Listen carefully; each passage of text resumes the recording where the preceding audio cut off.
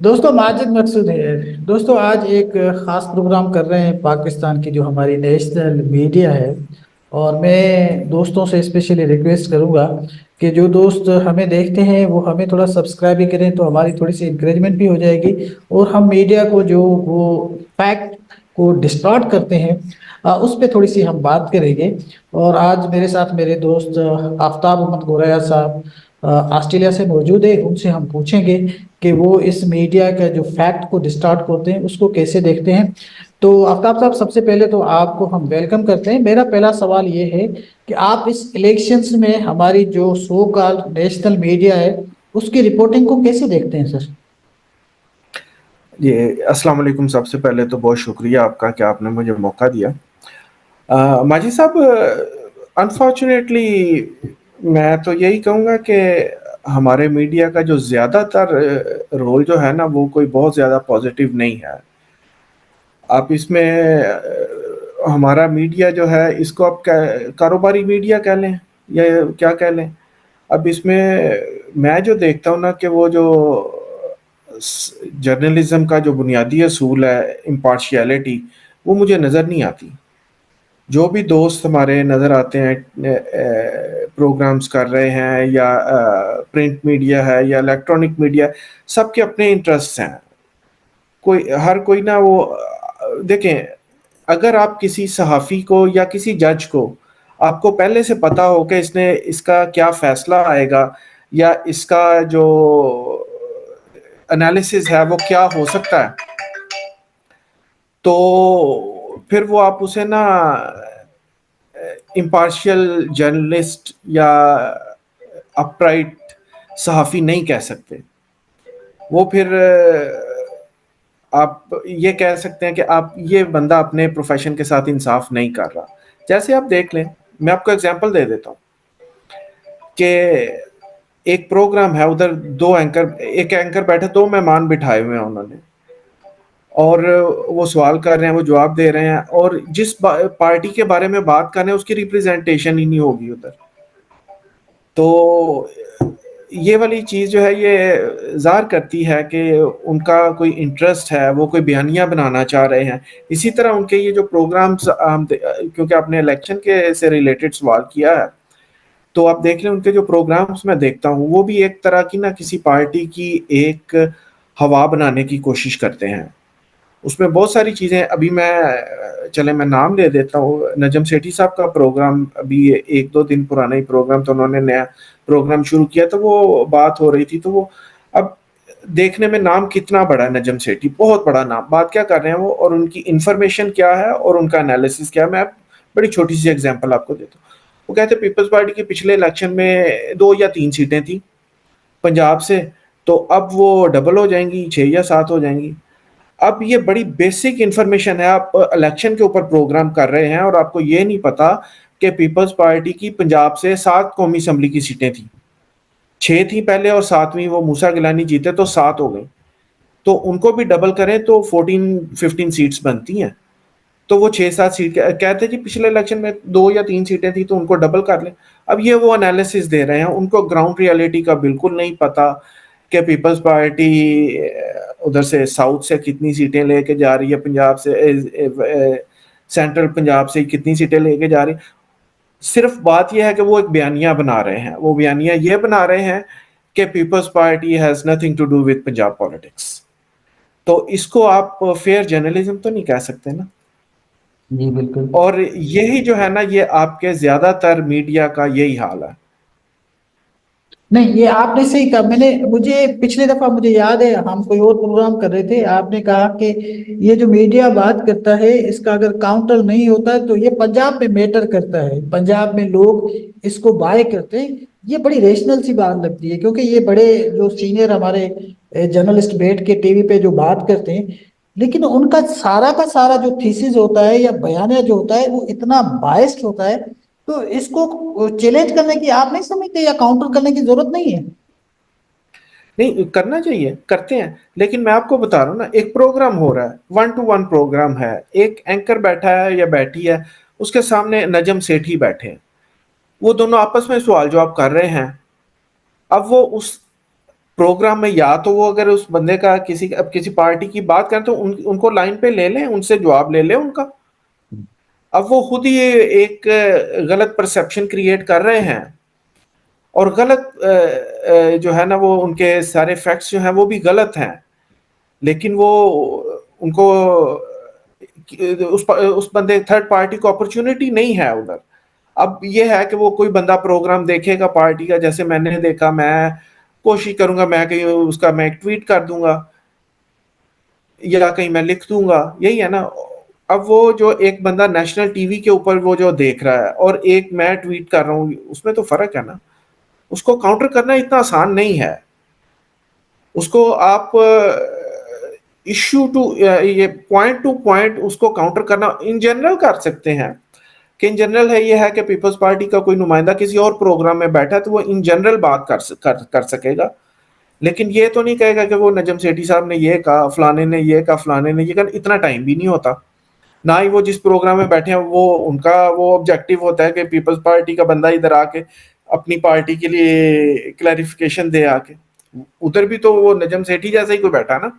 नहीं, मैं आफ्ताब साहब उसको समझ रहा हूँ कि सोशल मीडिया पे आप जैसे दोस्तों को काउंटर करना चाहिए और थोड़ा सी उनकी स्ट्रेटेजी बननी चाहिए। जी, हम तो उसको करते हैं, हम तो सारा जब वो मौका मिलता है हम तो उसको काउंटर करने की कोशिश करते हैं। हम उसे सोशल मीडिया पे काउंटर करने की कोशिश करते हैं, आर्टिकल्स लिख के उसकी काउंटर करने की कोशिश करते हैं, दोस्तों को के साथ गपशप करते हैं। आप जैसे दोस्तों से कभी बात होती है तो उसमें हम जिक्र करते हैं। हम तो अपने लेवल पे जिस तरह कर सकते हैं वो करते हैं, लेकिन ये एक ऐसी चीज है कि जब आप देखें आपके 80-90 चैनल्स हैं जो ये न्यूज वाले हैं, और इनमें से आपके 95% चैनल्स हैं वो एक ही पॉलिसी टो कर रहे होते हैं, हम्म। पीपल्स पार्टी के against mostly. I think this a fair statement के is most of the channels they are propagating against people's party. तो आप उसको कितना, आपको उसका काउंटर करने के लिए भी वही चैनल चाहिए, वही प्लेटफॉर्म चाहिए आपको। तो लेकिन वो पॉलिसी अगर वो कहीं से वो डिक्टेट हो रही है उनको, एक पॉलिसी अगर डिक्टेट हो रही है कि पीपल्स पार्टी को पंजाब में आपने बैड नेम देना, हर बंदा वो दे रहा होगा। अब कल वो मुल्तान वाला जलसा तो वो मैं तो हर चैनल्स मैंने नहीं देखे, मैंने सोशल मीडिया पे भी ये न्यूज़ देखी कि शायद वो जलसा दिखाया भी नहीं गया ज्यादातर चैनल्स पे। ज्यादातर चैनल्स पे वो नहीं दिखाएगा, क्योंकि लोग तो कह रहे थे किसी चैनल पे भी नहीं दिखाएगा, लेकिन चलो किसी ने दिखाया भी होगा। लेकिन एक पार्टी का चेयरमैन एक जलसा अटेंड कर रहा है, वो उसकी स्पीच है, आप उसको दिखा ही नहीं रहे। हाँ, वेरी अनफेयर। अच्छा सर, ये जो आपने अभी मुझे मिसाल दी, मैंने भी कल परसों देखा था, ये हमारे एक दूसरे समा चैनल है, वो भी समा चैनल है। अब वो तो जाहिर सी बात है वही लाइन तो करेगा, लेकिन ये हमारे दोस्त अबसार आलम साहब, वो बैठे हुए थे, उससे सवाल हुआ। देखिए, जो फैक्ट को डिस्टार्ट करते हैं ना, उसमें बड़ा अफसोस होता है। वो अपने आप को कहता है कि मैं बड़ा जो हूँ फेयर और सीनियर जर्नलिस्ट, अपनी तारीफ वो खुद भी करता है। चलो ठीक है, हर बंदे को तारीफ करने का अपना एक हक है।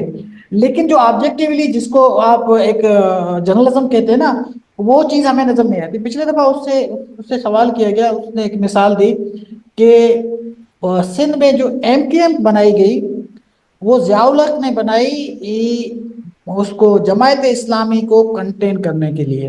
मैं हैरान रहा कि जमायत इस्लामी का और जियाउल हक का आपस में क्या कन्फ्लिक्ट था।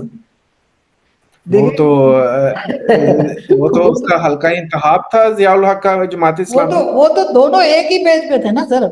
हालांकि हाँ, ये बहुत सारे हिस्टोरियन ने लिखा है कि उसको बनाया गया था पीपल्स पार्टी को काउंटर करने के लिए सिंध में। और वो उसको तो देखिए, अभी तक उसकी रिफ्लेक्शन आपको मिलती है कि एमक्यूएम पीपल्स पार्टी को कितना कितना टफ टाइम देते थे और कितने प्रॉब्लम क्रिएट करते हैं।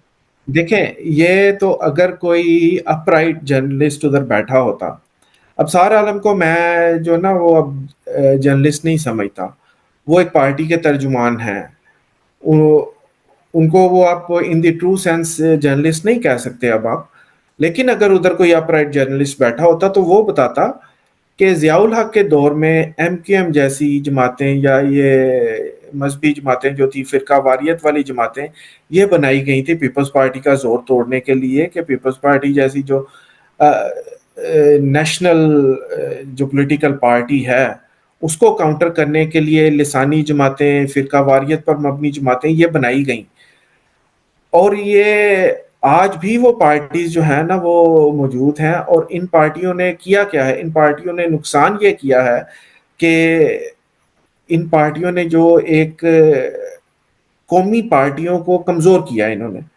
तोड़ा है बल्कि। इन्होंने अपनी अपनी पॉकेट्स हैं वो सारी, तो अल्टीमेट इफेक्ट इम्पैक्ट इनका ये है कि जो कौमी जमातें थी वो कमजोर हुई हैं ओवर द टाइम। और यही जियाउल हक का ऑब्जेक्टिव था। इसमें और कोई इन शक जमातों नहीं। ने जो नुकसान पहुंचाया, ये तो बड़ा ही अनफेयर सा आंसर है कि जी जमात इस्लामी को कमजोर करने के लिए। जमात इस्लामी तो जनरल जिया का हल्का ही इंतखाब था। वही तो मैं कह रहा वो हूँ तो sir. One and the same thing थे। हाँ, ये यही उसको तो मैं जियाउल कह रहा हक हूँ। देखिए उसको जमात सिर्फ इस्लामी को क्यों कमजोर करेगा? वो कैसे पीपल्स पार्टी की बात कर सके, जैसे आपने कहा कि वो एक पार्टी का एक चार्ज वर्कर है या उसका तर्जमान है, तो हकीकत को कैसे डिस्टॉर्ट करते हैं। वो समझते हैं कि शायद उनको देखने वाले लोग भी सारे कुछ ऐसे होंगे, और ऐसी चीजें सर इम्पैक्ट करती है लोगों में जाके। आप अगर बिल्कुल करती है, क्योंकि हाँ ये देखें कितने लोगों को अबसार आलम की हिस्ट्री पता होगी। जो एक आम लेमैन देख रहा है, मतलब मेरे घर में मुझे पॉलिटिक्स से इंटरेस्ट है, मैं पॉलिटिक्स को फॉलो करता हूँ। हम घर के 4 या 5 लोग हैं, हम टीवी देख रहे हैं, अबसार आलम बैठा है, वो जवाब दे रहा है। अब मुझे अबसार आलम की का बैकग्राउंड पता है, बाकी 3 या 4 लोगों को नहीं पता। तो वो क्या उससे समझेंगे, वो क्या वो उससे मुराद लेंगे? वो तो यही समझेंगे ना कि जो ये कह रहा है ठीक कह रहा है। हाँ बिल्कुल यही। तो इलेक्ट्रॉनिक मीडिया कैसा है कि ये हर घर में मौजूद है, टीवी लगा हुआ है, हर बंदा चाहते या ना चाहते उसे देख रहा है। तो वो इन्फ्लुएंस तो होगा। हाँ, ये स्पेशली हमारी अभी देखे ना, अभी इन्होंने इमरान खान को लीडर भी खुद बनाया, और उसको उसके लिए कहा गया कि भाई ये उम्मा मुसलमान का एक बहुत बड़ा लीडर है। और उसको यही कहा गया कि भाई मैं उसी को फॉलो इमरान करना खान चाहिए। का जी जी जी। आपने इमरान खान का शुरू किया तो चले इमरान खान की बात कर लेते हैं। अब आप देखें, इमरान खान को बनाने वाला मीडिया है। जी बिल्कुल। जब मुशर्रफ का दौर था तो इमरान खान की एक सीट थी, लेकिन उस वक़्त इसे बनाया जा रहा था। उसके बाद जब पीपल्स पार्टी का दौर आया 2008 से, तो इसे बनाया जा रहा था। कौन सी ऐसी सियासी जमात है जिसकी एक सीट है या एक भी सीट नहीं है? 2008 के बाद तो एक भी सीट नहीं थी उसके पास, वो बाइकआउट कर चुका था। और वो जिस टीवी प्रोग्राम में बैठा होता था वो एंकर के साथ वन ऑन वन बैठा होता था। हाँ बिल्कुल। इतना एयर टाइम किस और बंदे को मिला? उसके बाद जब इसका वो 2011 वाला जलसा हो गया, एक वो करवा दिया गया, इसको लॉन्च कर दिया गया सही तरीके से। उसके बाद आपने देखा होगा कौन सी ऐसी जमात है, कौन सा ऐसा सियासी लीडर है कि उनका जलसा हो और उसके लिए स्पेशल ट्रांसमिशन चल रही हो पूरा पूरा दिन।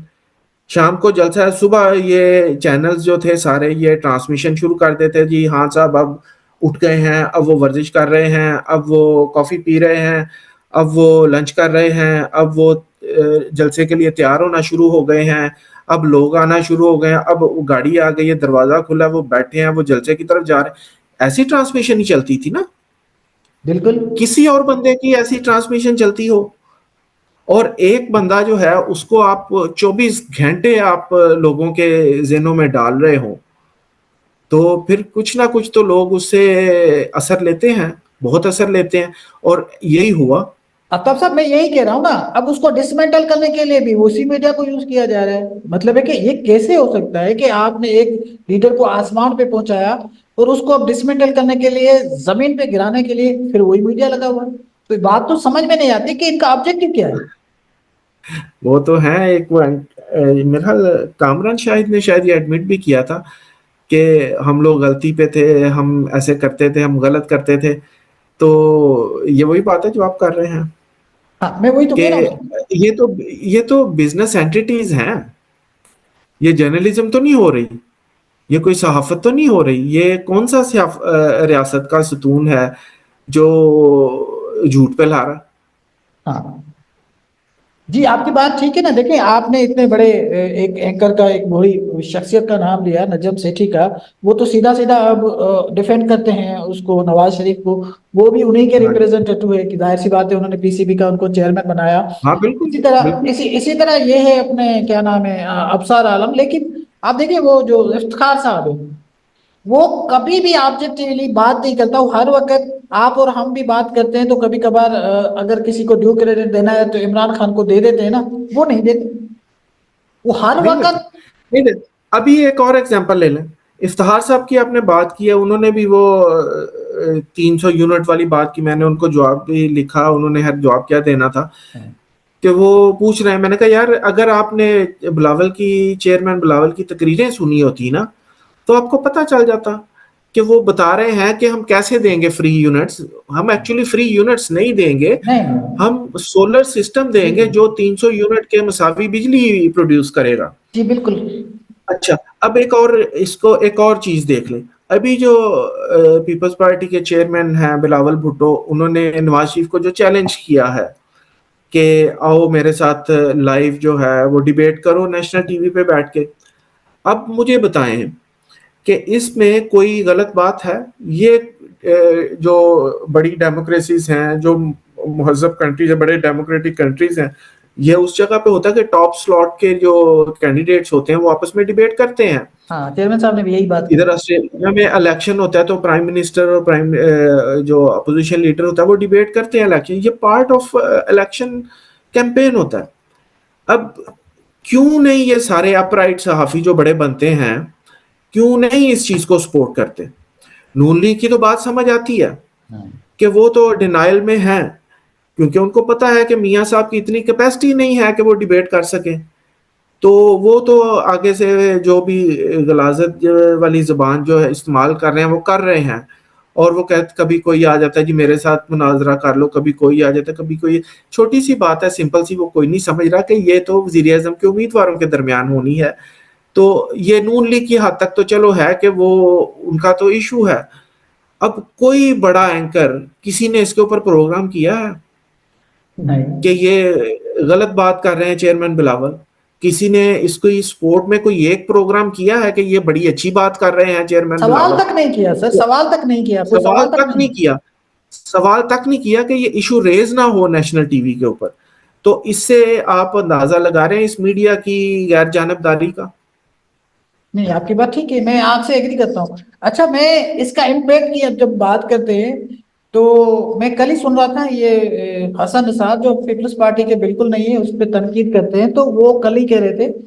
उन्होंने कहा कि ये जो जरदारी साहब को आप 10% जो मीडिया ने आपने अपना राग अलापा और कहा कि ये 10% है, उस वक्त कहता है मैं तो इस चीज का विटनेस हूँ। उस वक्त ये मियाँ साहब और ये बिरादरान ना 50% थे उस वक्त, जब आप उसको 10% कह रहे थे। ये मैं नहीं कह रहा, ये है। ऐसा ही है, ऐसा ही है। वो ना, आप देखें कि सरे महल का कितना जोर ये शोर मचाया करते थे। जी जी। 93, 94, 95 की बात है ये। और उसी जमाने में ये एवन फील्ड की वो मनी लॉन्ड्रिंग कर रहे थे। हाँ जी बिल्कुल। हाँ? लेकिन इन्होंने ऐसा एक धब्बा लगाया हुआ है पीपल्स पार्टी के ऊपर, जरदारी साहब के ऊपर, प्रोपेगेंडे के जोर पे, मीडिया के जोर पे, क्योंकि मीडिया इनके साथ है।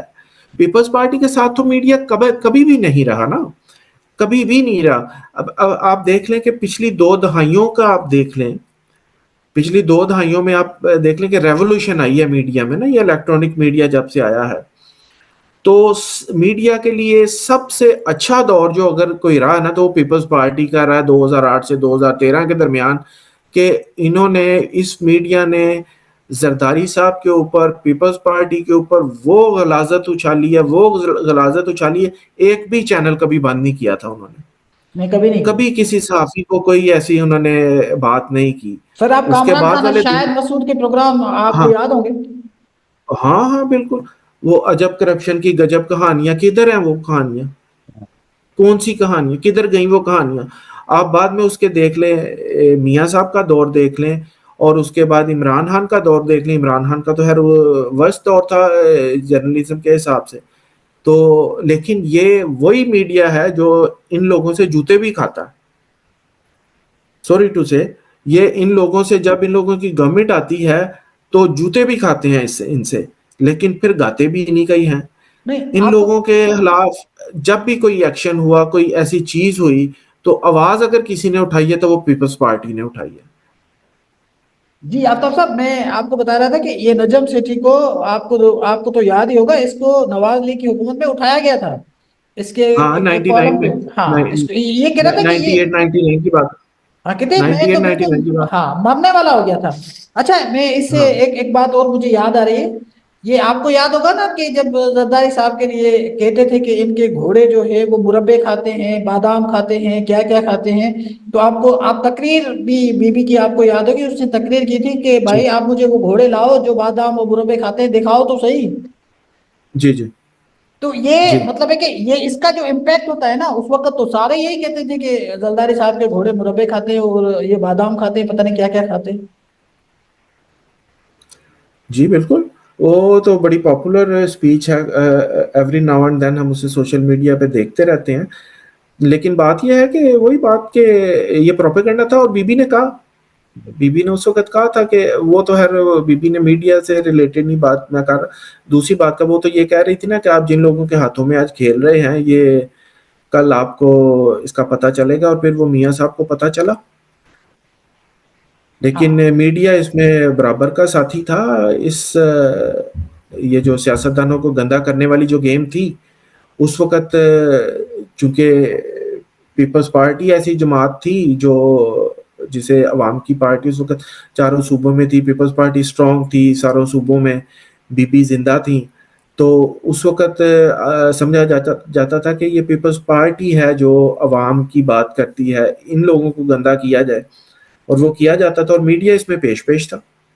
हाँ, उसको तो, अच्छा मुझे ये भी बताइए कि ये कुछ लोग कहते हैं कि मीडिया पे शरीफ बिरादरान की बहुत बड़ी इन्वेस्टमेंट लगी हुई है, वो बड़ा इन्वेस्ट करते हैं इनके ऊपर, इसलिए ये लोग इस्तेमाल होते हैं। अब कैसी बातें मुझसे पूछ रहे हैं, ये कौन सी ढकी छुपी बातें हैं, ये तो है। देखें, बात सुने, ये जो लोग मियाँ साहब के गुण गाते हैं, सिंपल सी बात है, क्यों गाते हैं? मियाँ साहब में ऐसी कौन सी बात है? मियाँ साहब को बड़े इंटेलेक्चुअल बंदे हैं, बड़ा उनका आईक्यू जो है वो है, उन्होंने बड़ा डिलीवर किया हुआ है। क्या चीज है मियाँ साहब, बात तो वो कर नहीं सकते बेचारे पर्ची देखे बगैर, लेकिन वो उनको मसीहा बनाया हुआ। अब देखें, उनकी तकरीरें देख ले, दोनों बाप बेटी की। जिन लोगों के पास अपने अल्फाज नहीं है जलसों में तकरीरों के लिए, उन लोगों को ये मीडिया मसीहा बना के पेश कर रहा, हाँ कि एक दिन चेयरमैन बिलावल तकरीर करते हैं, अगले दिन वही अल्फाज हू बहू मरियम और मियाँ साहब अपनी तकरीरों में लेके बैठे होते हैं। जो लोग अपने अल्फाज, जिन लोगों के पास अपने नहीं है, ये मीडिया उनको पता नहीं क्या बना के मसीहा बना के बैठा नहीं नहीं, इसमें तो सर है कोई, मीडिया के जोर पे।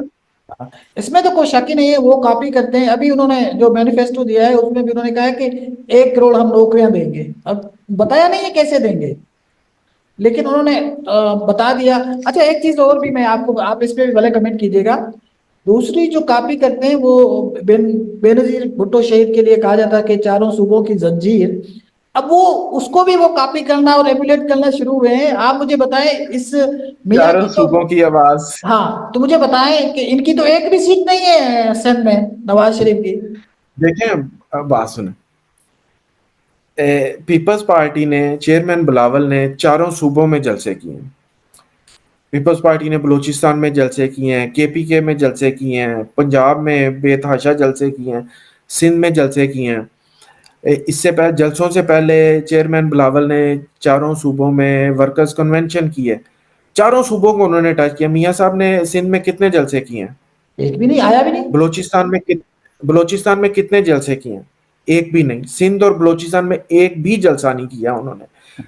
केपीके में एक जलसा किया, मानसारा में, वो भी उस कॉन्स्टिट्यूएंसी में जिधर से वो खुद इलेक्शन लड़ रहे हैं। हाँ, उसकी बेटी भी वहीं की है ना वहाँ। और जो नारा वो लगाते हैं पीपल्स पार्टी वाला, चारों सूबों की आवाज, सर तो मैं ये वही, तो मुनाफिकत की इंतहा है ना। हाँ, नहीं उनका फोकस भी तो नहीं है ना सर। उनका देखें एक नहीं, फोकस होता है ना। अभी पिछले दफा वही कह रहे थे कि आप इनको नेशनल लीडर कहते हैं, लेकिन इन्होंने तो कभी अपनी, अगर इसकी मिनिस्ट्री देखें तो ये ज्यादातर कश्मीरी या भट्ट होते हैं या फिर लाहौर के लोग होते हैं। 2.5 डिविजन्स की बात कर रहा था पिछले दफा ये जैगम खान। तो इनकी तो उसको ऐसी तरह डिफेंड कर रहा था अपना ये इफ्तिखार साहब। वो कह रहे थे कि ये कोई कॉन्स्टिट्यूशन में तो नहीं लिखा हुआ कि चारों सूबों के जो है वो आप वजीर बनाए, भले वो उसका अपना डिस्क्रेशन है, कहीं से भी बनाए। मैंने कहा यार बेशक वो कमाल। लाहौर से बना, बेशक वो लाहौर से बना, वो आगे वो होता, जैगम की बात कर रहे हैं जी वो जी, उसने होते, कहा था। वो होते ना, तो वो पूछते कि इफ्तिखार साहब आप एंकर हैं या नून लीग के स्पोक्स पर्सन हैं? ये जवाब तो नून लीग वालों ने देना था, आप क्यों दे रहे हैं? नहीं एक्चुअली वो तो लगता ही ऐसे है कि चार्ज वर्कर हैं नून लीग के ना, उनको तो नून लीग में हाँ होना चाहिए। पता बिल्कुल। नहीं वो जर्नलिस्ट किस तरह है, मुझे तो ये समझ में नहीं आती। नहीं नहीं, ऑब्जेक्टिवली वो हर। ये कौन से जर्नलिज्म, हाँ ठीक है वो एक जर्नलिज्म का उनके ऊपर वो टैग लगा हुआ है, ये तो कोई जर्नलिज्म नहीं है। जब आप अपने प्रोफेशन से सिंसियर नहीं हैं तो फिर आप you need to do something else, हाँ। सहाफत ना तो करें फिर आप। अच्छा, पिछले दफा भी जब ये पीपल्स पार्टी को जब देखा था कि ये अनडिफीटेबल है, तो उन्होंने एक नारा लगा दिया था। हालांकि पीपल्स पार्टी ने कभी ऐसा इथेनिक नारा नहीं लगाया, लेकिन नवाज शरीफ ने ये नारा लगा दिया था कि जाग पंजाबी जाग। तो बहरहाल अभी भी मैं देख रहा हूँ, अभी भी बहुत सारे कुछ जो सपोर्टर है नून लीग के, वो भी कुछ इसको इथेनिक रंग दे रहे हैं इस इलेक्टोरल कैंपेन को। हालांकि इसको कभी पीपल्स पार्टी ने बाय नहीं किया, उन्होंने तो कभी इस तरह की बात नहीं की, उनके तो लीडरान भी इस चलें, अभी बात हो रही है ना आपके, मीडिया की बात ही हो रही है ना, जी जी सहाफियों की, तो मैं आपके एक सहाफी दोस्त हैं उन्हीं की बात कर, तारिक चौधरी हैं, जी जी। ब्यूरो चीफ है पता नहीं किसी से, उनका ट्वीट था। वो बता रहे, कल की बात है या परसों की, वो कह रहे हैं जी पंजाब ने फलाने को जिताया, फलाने को जिताया, फलाने को जिताया, फलाने को जिताया, सिंध ने किसको जिताया, बलोचिस्तान ने किसको जितवाया, केपीके ने जिसको किसको जितवाया। और ये है कि अब हम जवाब देंगे, अगर कोई पंजाब की बात करेगा तो हम जवाब देंगे पंजाब के। मैंने कहा होल्ड ऑन, क्या पंजाब में इलेक्शन लड़ना मना हो चुका है या पंजाब नो गो एरिया बन चुका है कि इधर आके कोई इलेक्शन ना एक लड़े? ही बोल के। एक ही मुल्क है। दूसरी बात, मैंने कहा आप ये ना बात करें कि पंजाब दूसरों को खिला रहा है या नहीं खिला रहा। मैं खुद पंजाबी हूँ, बड़ा प्राउड पंजाबी हूँ, और आपसे ज्यादा प्राउड पंजाबी हूँ, मेरी जड़ें हैं इस पंजाब में। मैं 5,000 साल से मेरे बाओ पंजाब में रहते हैं। लेकिन अगर छोटे सूबों ने भी ये काउंट करना शुरू कर दिया कि हम क्या कंट्रीब्यूट कर रहे हैं पंजाब के लिए, तो मैंने कहा फिर मुश्किल हो जाएगी। अगर छोटे सूबों ने भी ये सवाल उठाने शुरू कर दिए ना कि हम क्या दे रहे हैं, तो फिर आपको पता भी चल जाएगा। सिंधी कह दे कि हम थर कोल से 7 रुपए यूनिट की बिजली प्रोड्यूस करके दे रहे हैं, 3500 4,000 यूनिट्स, अगर वो निकाल दो तो देखो आपका पर यूनिट कॉस्ट जाती किधर है। सही बात है। अब इस तरह की बातें अच्छी बातें नहीं होती, नहीं करनी चाहिए। लेकिन जब ये पंजाब की बात करेंगे तो छोटे सूबे ये सवाल तो उठा सकते हैं ना। नहीं, आपने देखा होगा ना सर, उसकी पूरी लोगों ने जो कमेंट्स किए बड़े दिलचस्प और बड़े उसको बीफिटेड जवाब भी दिए हैं। उनको कहा है कि यार आप क्या बातें कर रहे हो। और पहली दफा मैंने देखा है हाँ कि पंजाब के दोस्तों ने भी उसको बड़े अच्छे अच्छे रिप्लाई दिए हैं, यार कैसी बातें कर रहे हो नफरत वाली। तो ये तो नहीं मुझे ठीक बड़ा है। अच्छा। हाँ पंजाब, मेरा खुद अपना ताल्लुक पंजाब से है, मैं सेंट्रल पंजाब से हूँ। जी जी बिल्कुल। मैं सिंध से बलोचिस्तान से तो नहीं, मैं पंजाब से हूँ। मैं हाँ उनको जवाब दे रहा था कि हाँ। ये बात क्या कर रहे हैं। नहीं, आपकी तो चलो पीपल्स पार्टी की तरफ इंक्लाइंड है ना सर, बहुत सारे ऐसे लोग भी मैंने देखे, जी। उन्होंने अच्छे खासे उसको रिप्लाई किया है कि भाई हाँ आप क्या बिल्कुल। बातें कर रहे हो। तो अब ये वही बात है ना, अब ये वही जहर है ना जो 1988 में फैलाया गया था, जाग पंजाबी जाग वाला। ये वही है, ये वही चला आ रहा है ना। नहीं, ये जब भी देखते हैं ना कि अब हमारी बारी नहीं आनी या हमें कुछ थोड़ा सा खतरा है, तो ये इस तरह की इतने किस्म की पॉलिटिक्स करते हैं। आपको याद होगा सर, ये हमारे सिंध में भी जब इनके पास सीटें देते थे ना, तो वो भी कोशिश करते कि यहाँ के जो सेटलर लोग हैं, इसीलिए तो उनकी पार्टी तबाह हो गई, बर्बाद हो गई। ये कासम ज़िया जैसे लोग, एजाज शफी जैसे लोग, ये शेख बिरादरान जैसे लोग, और एक ही इनका सिंध का जो बंदा था गौस अली शाह साहब, उनको इन्होंने जलील करके रख दिया। और उनको उन्होंने कभी रेस्पेक्ट नहीं किया, हालांकि वो बुजुर्ग आदमी था। तो इसी तरह जी इनकी ऐसे ही। इनकी इनकी जो सिंध में जो है ना, इनकी कोई पार्टी नहीं है। पार्टी का कोई इंफ्रास्ट्रक्चर मौजूद नहीं है, तबाह और बर्बाद होगी। एक सीट नहीं है सर, उसको कहते हैं नेशनल पार्टी। नहीं, उनका इलेक्शन है ही वो सेंट्रल पंजाब के 3 डिवीजन में वो इलेक्शन लड़ रहे हैं। हाँ। और वो कहने को चारों सूबों की आवाज। बड़ी हंसी आती है मुझे वैसे जब वो कहते हैं। नारे तो अपने लगा लो यार। हाँ, मैं वही तो कह रहा हूँ, इसको अभी भी अगर मेरा ख्याल है अगर पीटीआई वाले कहें तो वो कह सकते हैं, उसकी कुछ ना कुछ सपोर्ट बेस जरूर है। हमारी सेना में भी है, चलो मुझे वो पसंद है या आप नहीं, देखें, नवाज शरीफ को तो कोई जानता नहीं है यहाँ। देखें पीपल्स पार्टी बुरे तरीन तरीन हालात में भी पंजाब से सीटें तो ले रही है ना। 7 कौमी असम्बली की सीटें पंजाब से पिछली असम्बली में भी थी। जी बिल्कुल। सिंध से कितनी थी नून लीग की? केपीके से कितनी थी? बलोचिस्तान से क्या था इनके पास? हाँ, इनके पास तो कुछ भी नहीं है सर। हाँ वही ना। अच्छा, अभी जो बात हो रही है, कल मैं किसी स्पेस में था, उसमें अली डार साहब थे और कुछ और दोस्त थे। वो बता रहे थे कि पहले तो हम कह रहे थे कि 25 सीटें, लेकिन हम तो समझते हैं कि इससे भी ज्यादा पीपल्स पार्टी पंजाब से गेन कर सकती है। आप कैसे इसको एवेल्यूएट करते हैं? पता नहीं, दोस्त तो कह रहे हैं, वो तो 25 से ज्यादा सीटों की बात कर रहे हैं, लेकिन मैं तो इसके ऊपर कोई कमेंट करने की पोजीशन में नहीं हूँ इस वक्त। लेकिन कुछ सीटें 25 तक का मेरा भी है एस्टीमेट। लेकिन वो पीपल्स पार्टी के दोस्त तो बड़ी ज्यादा सीटों पे बात कर रहे हैं। हाँ। पता नहीं मुझे, शायद उनके पास कोई लॉजिक हो उसकी। लेकिन कुछ कॉन्स्टिट्यूंसीज ऐसी सामने आ रही हैं कि जो हम पहले काउंट नहीं कर रहे थे। जैसे चन्योट से कह रहे हैं कि अच्छी पोजीशन हो गई है, अच्छा। सरगोधे से अच्छी हाँ। पोजीशन हो गई है, फैसलाबाद से 2 सीटों पे तांदलियावाला से अच्छी पोजीशन हो गई है। एक इसी तरह वो बता रहे हैं कुछ जगहों से। ये तो मैंने आपको 2-3 बताए ना, मेरे जेहन में आ गए। लेकिन मेरा ख्याल है कि 25 अगर हो जाए तो ये बड़ा फेयर रिजल्ट होगा पीपल्स फिर पार्टी के रिजल्ट लिए। होगा, मेरे ख्याल है वो कहते हैं कि हमारी रिक्वायरमेंट इतनी, अगर इतनी हो गई तो बाकी तो हम कर लेंगे। हाँ, 25 सीटें अगर हो गई तो Peoples Party single largest party बनने की पोजीशन में आ जाएगी मेरा हाँ, ख्याल है। क्योंकि एसएन में तो वो मेरे ख्याल है 40-45 तो आराम से ले रहे हैं, बाकी कोई 2-3 सीटें तो। 45 से 50 के दरमियान सिंध में हाँ, 45 तो एस्टिमेट आराम होगा। से ले जाएंगे, इन्होंने 50 का किया हुआ है, लेकिन मेरे ख्याल है इतनी ले जाएंगे। हाँ। सर बस आप आखिर में। वो 50 कह रहे हैं, लेकिन 45 से 50 आप इसको कह लें जरा। अच्छा, आफ्ताब साहब, बस ये आखिरी सवाल होगा आपसे, आप मुझे ये बताइए कि हमारी जो डिजिटल मीडिया है पीपल्स पार्टी को, आप क्या समझते हैं कि इसको ज्यादा वाइब्रेंट नहीं होना चाहिए? ये सोशल मीडिया पे जो इनके मैसेज मैं देखता हूँ, एक हमारे दोस्त है रबनवाज बलोच साहब, और एक चन्ना साहब हैं, और एक आध दो दूसरे दोस्त हैं, वो बड़ा अच्छा काम कर रहे हैं। मैं उनको देखता हूँ, जमात इस्लामी को जिस तरह वो रिप्लाई देते हैं, या एमकेएम को जिस तरह रिप्लाई देते हैं, कुछ ऐसे ज्यादा लोगों की आपको नहीं लगता कि डिजिटल मीडिया में गुंजाइश हो जो ऐसी प्रोपेगेंडा को जवाब दे सके?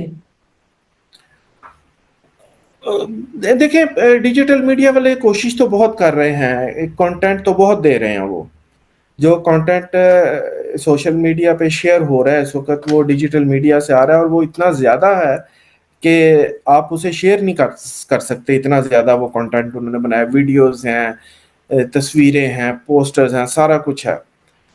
लोग कम डेफिनेटली हैं, लेकिन मेरा ख्याल है कि इस दफ़ा पीपल्स पार्टी की जो सोशल मीडिया के ऊपर प्रेजेंस है वो पहले से काफ़ी बेहतर है। अभी भी कम है, लेकिन मेरा ख्याल है हम अगर पीटीआई के लेवल के तो नहीं है, वो तो हर इस मामले इस प्रोफेशन में अब बहुत आगे हैं। वो तो मास्टर्स हैं। लेकिन नून लीग को अच्छा काउंटर कर रही है पीपल्स पार्टी। नून लीग को, नून एमक्यूएम लीग को, से, जमायत को। हाँ, बड़ी पार्टियों में अगर नून लीग को लें तो नून लीग का मीडिया सेल भी एक जमाने में बहुत अच्छा होता था, अब भी है। गालम गलोच अच्छी कर लेते हैं वो। लेकिन उनके साथ मेरा ख्याल है अच्छा मुकाबला कर रहे हैं पीपल्स पार्टी वाले इसके सोशल मीडिया के ऊपर। उनको अ, उनसे अगर कम नहीं है तो, अगर ज़्यादा नहीं है उनसे, तो उनसे कम भी नहीं है इस वक्त। मेरा ख्याल है ये क्रेडिट देना चाहिए पीपल्स पार्टी के डिजिटल मीडिया को, सोशल मीडिया को। अच्छा काम कर रहे हैं। हाँ दे ठीक है, कुछ कमजोरियां हैं। हम भी समझते हैं कि कुछ एवेन्यूज हैं जो ज्यादा अच्छे बेहतर तरीके से हो सकते थे, नहीं हुए। लेकिन मेरा ख्याल है कि बहुत अच्छी प्रेजेंस है डिजिटल मीडिया की। जो कमी है ना वो ये है कि जो आप जैसे दोस्त कर रहे हैं ना, ये जो प्रोग्राम्स करते हैं, पॉडकास्ट वगैरह, इस तरह के भी अगर वो कर लेते, कुछ स्पेसिस वगैरह कर लेते, तो अच्छा कंट्रीब्यूशन हो जाता। इस इन चीज़ों में वो लैग कर रहे हैं, लेकिन कंटेंट बड़ा अच्छा बना रहे हैं वो, और वो अच्छा सर्कुलेट हो रहा है। मेरा ख्याल है वो ट्रेंड्स वगैरह तो शायद इतने नहीं इनके होते पैनल पे, लेकिन अदरवाइज मेरा ख्याल है अच्छा अपना पैगाम जो है वो अच्छे तरीके से स्प्रेड कर रहे हैं सोशल मीडिया पे। आफ्ताब साहब, आपका बहुत बहुत शुक्रिया। आपने बड़ी अच्छी अच्छी बातें बताई सर। बहुत शुक्रिया, आपका भी बहुत शुक्रिया माजी साहब। Thank you. Thank you sir. अस्सलाम वालेकुम। वाह।